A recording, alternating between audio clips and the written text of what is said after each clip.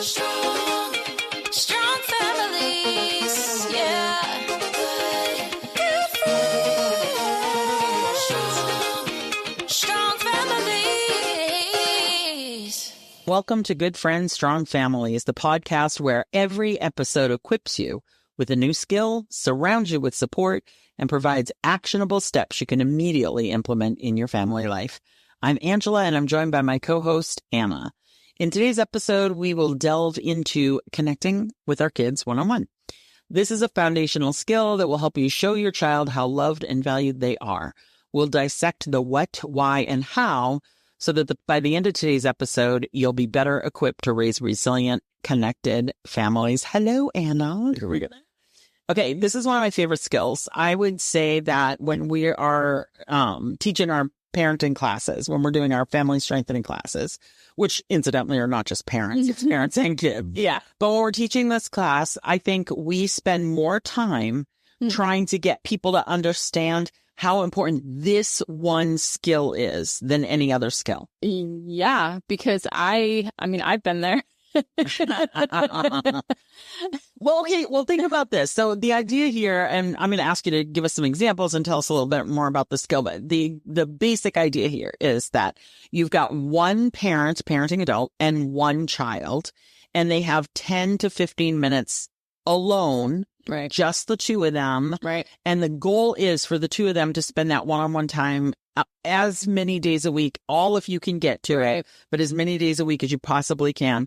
And I'll let you talk a little bit more about the rules and what those are and whatnot. But this particular one is foundational because if you have this 10 to 15 minutes, it is a building block for all the other skills.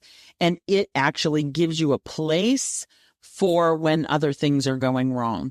So if you're challenged with some other things, some other parenting or, kids are going through stress or whatever that is, they always have this to fall back on. Yeah. It's like a grounding, recentering thing for our kids to know that they are valued, that they are important, that they are worth our time. Yes. And, I think it's one of the, I totally agree that it's one of those things that I feel like we really spend the whole, not just the lesson where we introduce this, but we really kind of spend the rest of the weeks reiterating the impact that this has and also clarifying what it is. Yeah. So really it is, like you said, one-on-one time.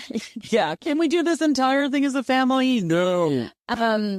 And it should be, like you said, quick activities, but the kid gets to choose. It really makes for some interesting things. Yes, yes. And one of the first struggles that we had was like what to do. And so we kind of spent our first one-on-one time activity like making a list and being like, okay, look, we don't have a lot of time. You don't want to spend 8 minutes picking your activity, right? Like this is valuable time. And we do often encourage the use of a timer. And I think that is twofold. I think that it's important for the kid to know that while this timer is going, I have mom, dad, grandma, whoever is taking care of me all to myself. Yes. One-on-one. Nobody else can interrupt. Get rid of the phone. But as a parent, especially if you're new to implementing this. Or you have 4 kids. Yes. You are like, okay, this cannot turn into 45 minutes. Right. I don't know that. And so it really is helpful to have that timer. And it really is helpful to have a list of things to go back to. Like, hey, what are the things that you like to do with mom? Or what are things that you like to do with dad? Or what are things that you want to do but you need a partner? Okay, so let's make that list. And so when I say, hey, it's your one-on-one time, what do you want to do? If you don't already have something on the top of your head, you can look at this list and make your decision. And I think that that's an important skill for our kids. Well, I can also tell you you're going to happen in 15 minutes. Like, hey, my time with you, 15 minutes. That gives you 15 minutes to go figure out what you want us to do. Yes. And I think it's also another skill, an added thing for our kids, that they get to make decisions. Yes. That they have a say, that their opinions matter. Yes. Because we don't get to be like, I don't feel like playing that game right now. Right? Suck it up. You're doing it. It's not enough. This reminds me of how many times did I have to play horse outside with the basketball. I am not a basketball player. Right. But it was not my choice. And so I just had to suck it up and do it. Yes. And it is only 15 minutes. Yes. So it's important to remember that the child gets to choose the activity. There really isn't a lot of guidelines, but that is definitely one of them and probably the first one to, establish in your mind. But it's okay to have some boundaries with that, right? Right. So like it, typically the boundaries are like, it doesn't involve like going somewhere. Like, I want to go get an icy or whatever. It shouldn't cost money. These should be simple things to show that like, it doesn't cost anything other than your time. Yes. And so definitely establish those parameters and those boundaries with your kid ahead of time so that they know what kind of activities will fit into that. And I also think that if you do make a list, like every year or two, you probably need to like revisit that list because your kid's interests and stuff will change. Yeah. The parent's job, so that's the kid's job. The kid gets to pick the activity. The parent's job is to focus their attention on their kid, how wonderful and amazing their kid is. That's right. How blessed they are to spend this time with them. That's right. It is not time to go, oh, by the way, I got an email from your teacher that your assignment was late. Or, it's not a time to interrogate. No. It's a time to praise them. It's time to encourage them. Their activity could be you watching them play a video game. Fine. Guess what you get to do? You get to cheer them on while they play that video game. That's exactly You get to right. tell them, you get to use that time to build them up and encourage them and praise them and tell them how glad that you are to be their parent. Yeah. Yeah. So it's Here's the thing about that, though. And I love this idea when you're kind of giving them that, what a great person they are, or like you're noticing what they're doing and commenting on that, like, oh, I see that you're passing that other car on the video game. That's so strategic. How cool is that? Like that kind of stuff. You don't have to know everything in order to know. Yeah. Well, and basically what you're saying to them is, I'm seeing you. I see you. Yes. That's really all that they want. And so you got to get rid of your phones. Can I tell you a secret about this? This is a really funny one. Okay. So, I told you we have an 18-year-old and, we've been doing this with him for most of his life. And, we call it, in our classes, we call it my time. When he is asking me for it, it's Lucio mom time. And he's 18 years old and he still asks me for that time. And he'll say, Lucio mom, and he knows I can't say no. No, I can't. I mean, it doesn't mean there weren't some parameters. Like when he was younger, he'd ask me at 9:00 when it was bedtime. Lucio mom time? No, son, you need to ask me by 7 so you can play, something like that. But he knows that that's going to get him what he needs. And here's the thing, that 15 minutes satisfies. Yeah. Oh my gosh. Yeah. And they think, so our kids are like, I know I'm going to get that time. So parents, when we've taught this in class, have sometimes said, it's not enough. Like, I need to give a lot more. Start there. Yeah. And that is enough. It is good. Yeah. It doesn't mean that, like, you'll never have longer periods of one-on-one time. Right. Or you won't watch a movie. The whole point is to make it, like, doable. Because for me, even 10 minutes did not sound doable. Right. Like, you remember, right? I was pregnant with my 4th. I do. I use this as an example a lot. And, you tell it because I feel like you do it. Well, so that you had asked, we were doing the class and you were attending the class. Yes. This was years ago. So I was attending, and remember, I am a stay-at-home mom and I was already outnumbered. I had 3 kids who were, I don't remember how old they were. Little. Yeah. Preschoolers, whatever. And I was pregnant my 4th, and they introduced this concept to me, and I was like, overwhelmed. This is not fair.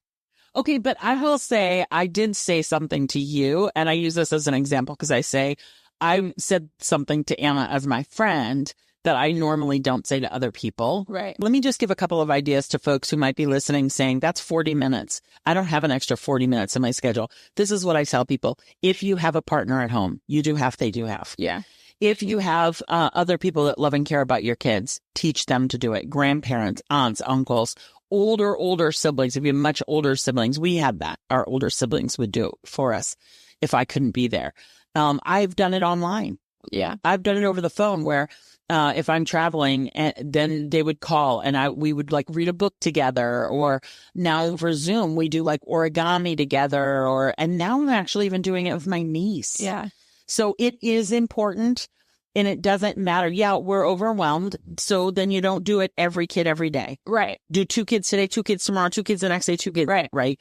Come up with a way. Do some in the morning. Oh, a kid gets up early for school. The other kids aren't up. There's 10 minutes right there. Yeah. And I think that was something that really helped me also, is because then I was able to think like I would kind of like, I would feel overwhelmed, and then I would feel guilty for feeling overwhelmed. So I couldn't possibly delegate. And then it was like, oh, wait, like other people love my kids, and other people can spend time. They have a father who loves them. They have, grandparents that we saw regularly, and they could spend one-on-one time with them. And so that really helped make it feel more doable. But also it was very sobering, because you were like, yeah, well, they're still your kid. Yeah. And so they need you, and they need your time. Yeah. And it's funny because I remember when you were talking about how like just that 10 minutes can really satisfy. I remember feeling like, oh my gosh, my kids are like always grabbing at me, especially when they're younger. Yes. And I'm like doing the dishes, or I'm doing this, or I've got to start dinner, or I've got to whatever. And, always thinking about all the things that you have to do. And I remember light bulb moment, like just stopping what I was doing, getting down on their level, looking at their face, and like just acknowledging them. Yeah. Sometimes whatever they needed or wanted, just the fact that I wasn't like brushing them off. Yes. And so this is like that multiplied. Like, right. It really just feeds their soul. And I feel like it also helps us as parents to like, just to get to know them and to see them, like saying, like you get insights to their personalities, to their skills, to their interests that you maybe wouldn't get otherwise. I had a grandma one time in our class, and she was raising her grandson, and he was a little, and this works on teenagers. This works on middle schoolers. We have to be extra intentional about him. We'll talk about what that looks like. But this grandma had a little, I think he was probably 5 or 6, and he was constantly pulling on her. And one day during class, she said to me, why are you asking me to give him more time? I am constantly trying to remove time from him. And I said to her, will you do me a favor? Will you try it? And then all of the other times that he would like pull on her dress, right. Grandma. Every other time that he comes and does that, look at him and say, oh my gosh, hold on to that. We'll talk about it at my time. Mm. She said it was a miracle. When she tried it, she said it turned him around. Yeah. So he looked forward to that. And I wanted to say too, the timer is such a good idea. And always, especially when they're little, express maybe not sadness, but like disappointment that the time is up. Oh, darn. Yeah. The time is up. Darn it. Okay. You know what? I cannot wait till we do this again tomorrow. Yeah. And so that right there puts you on their page. Absolutely. Absolutely. And I think I definitely also want to, I feel like we've kind of touched on this, but I think the why behind this, right, is really important to understand the impact that this is having on our kids. It is actually triggering feel-good brain chemicals, and it actually can help alleviate sibling rivalry, because it's good. If they want their time respected with mom or dad, then they also need to respect their siblings' time. That's right. But also they realize and recognize that they themselves, yes, our family is important. Yes, we've talked about how important it is to spend time as a family, but they themselves as a person, as an individual, are important. Yeah. They are worthy of our time. They are worthy of our attention. in positive ways, right? Not just when they get in trouble or not just when they need to be corrected. Which we're constantly pointing out. Yeah, yeah. So I think that that's just, it really does encourage, outside of my time, it encourages also positive behavior. I want to give just a few examples to folks because we said these are like things that they can choose. And so you can absolutely make a list with them. Just don't, especially when it comes to teenagers, don't give up on this idea. Yeah. Because if we say, oh, well, they don't want to do it with me. So then you can, with a teenager, it's a little bit different. You're like signing up to them more like a friend. And you can actually be explicit with them. Listen, I heard this podcast and they were talking about this concept called My Time. And they said that it would help us to bond together as a family. And I want to get to know you a little bit better. Right. And so I'm going to ask you if you'll do this. And these are the rules. And so you get to choose. And they'll say, oh, I don't want to do that, blah, blah, blah. And then you just persist. Yeah. And I think like just as teenagers might be like, oh, I don't really want to do this. We have to be willing to do things that they might want to do that we aren't in love with. Yes, that's right. That's right. And so I spent one summer watching every movie, show, anything related to Star Wars because that's what my kid was into. Wow. And but it really led to great conversation. Yeah. Because I was familiar with the first 3 episodes, which were really episodes 4, 5, and 6. But anyways, and so it really allowed me to like ask questions and let them teach me something and let them be the expert about something and just hear their perspective and hear why they like this character or like, ooh, who's your favorite character in this series or who's your favorite whatever. And like it prompted conversation and it didn't matter that like I enjoyed my time. Yeah. It didn't really matter that I could care less one way or another about Star Wars. I care about them. Yes. And that's what you are like reiterating every time you do My Time or one-on-one time.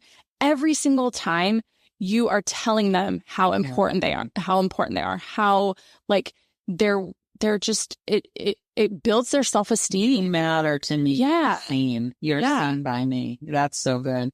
Well, friends, if this is something, we'll continue to have this conversation over and over and over again because this one-on-one time is foundational. We talk about connection and we talk about bonding with one another. This is one of the key ways that we do it. I think we actually did an episode on what it means to bond, really like connect with one another. And we talked about how to bond as a family, but you'll never bond fully as a family if you're not bonded as individuals. Yeah. That's really important to our bonding is people have to know that they individually matter to one another. And that actually will make them better bonders. So they'll be able to connect with others. But as we wrap up today, just a few essential points that we want to remind you of. One-on-one time is just one child and one parenting adult. The child chooses the activity. Our job as parenting adults is to not begrudge it, to enjoy that time with them, give positive encouragement, feedback. You want to schedule if you can, be spontaneous if you can, whatever you need to do to get it done. I actually will sometimes put it on my calendar so I remember that I'm going to get it done that day. So that's a nice way of doing it. But also life changes, so you want to be a little flexible with that. And don't hurt yourself. If you're like me, I travel for work. Yeah. Don't feel badly. Just find other ways. So you don't have to feel guilty. We're not big on guilt around here. Don't feel guilty. Find other ways and don't give it up as they get older. If you've never done this and you're listening and you've got a 15-year-old, it is not too late. Absolutely. Absolutely. So thank you. And thanks for talking about this. This was really fun. So if you enjoyed today's episode, please leave us a 5-star review and share this with a friend. We'd also love to hear your thoughts on today's topic, and you can join the conversation on our Instagram. Thanks, everyone. Bye.